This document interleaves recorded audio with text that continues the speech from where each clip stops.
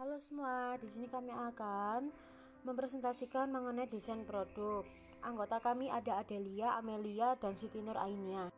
Selamat menonton dan semoga bermanfaat. Pengertian: desain produk merupakan terjemahan dari industri desain. Desain produk bisa disebut juga dengan desain kemasan, yaitu sebuah ide pengembangan konsep, pengujian, dan pelaksanaan manufaktur atau jasa.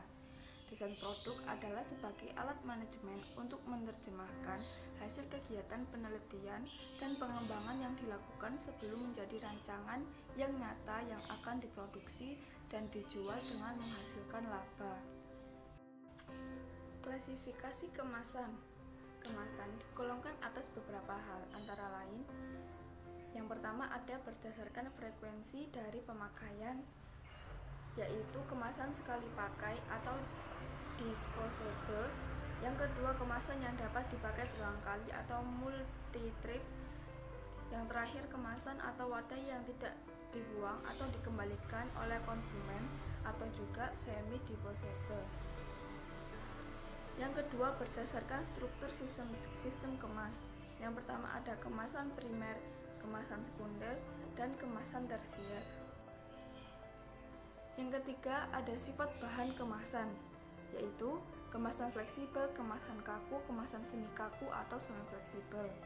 Yang keempat, berdasarkan sifat perlindungan terhadap lingkungan, yaitu kemasan hermetis atau tahap uap dan gas.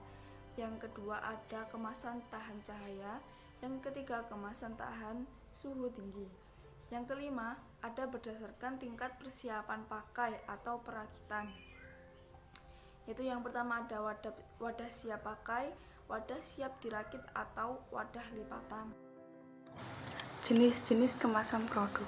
Jenis-jenis kemasan yang tersedia saat ini adalah 1. Kemasan kertas, 2. Kemasan gelas, 3. Kemasan logam atau kaleng, 4. Kemasan plastik, 5. Komposit, kertas atau plastik, 6. Edible packaging atau kemasan yang bersifat ramah lingkungan karena dapat dimakan, 7. Biodegradable packaging atau kemasan yang mampu didaur ulang secara alami oleh mikroba dalam tanah. Syarat kemasan produk: 1. Tidak beracun. 2. Bahan kemasan tidak mengganggu kesehatan manusia, baik secara langsung maupun tidak langsung, seperti kandungan Pb atau timbal yang bersifat racun bagi manusia. 3. Harus cocok dengan bahan yang dikemas. 4. Kemasan yang dipilih harus cocok dengan produk yang dikemas.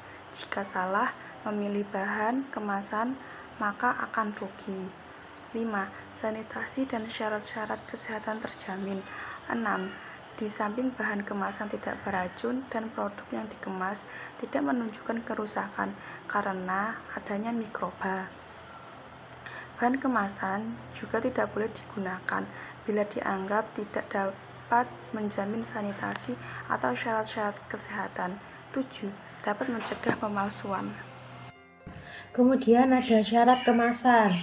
Yang kedelapan, ada kemasan juga berfungsi sebagai pengaman dengan cara membuat yang khusus sehingga sulit untuk dipalsukan dan bila terjadi pemalsuan akan mudah dikenali.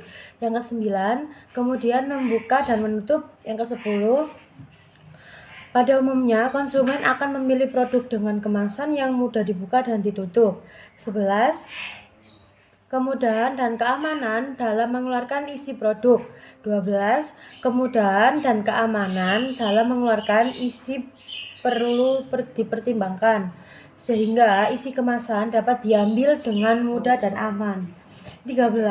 Kemudian pembuangan kemasan bekas. 14. Pada umumnya kemasan bekas adalah sampah dan merupakan suatu masalah yang memerlukan biaya yang cukup besar untuk penanganannya. Yang ke-15 ada ukuran, bentuk, dan berat. 16. Ukuran kemasan berhubungan sangat erat dengan penanganan selanjutnya, baik dalam penyimpanan transportasi maupun sebagai alat untuk menarik perhatian konsumen. 17. Penampilan dan pencetakan. 18. Kemasan harus memiliki penampilan yang menarik baik dari segi bahan, 19. Estetik maupun dekorasi. Hal ini terkait dengan selera masyarakat. Yang ke-20, selain syarat-syarat yang disampaikan di atas, masih ada syarat-syarat khusus yang perlu diperhatikan. Misalnya, iklim daerah pemasaran yaitu tropis atau subtropis, kelembabannya, dan lain-lain sebagainya. Thank you for watching and semoga bermanfaat. Bye-bye.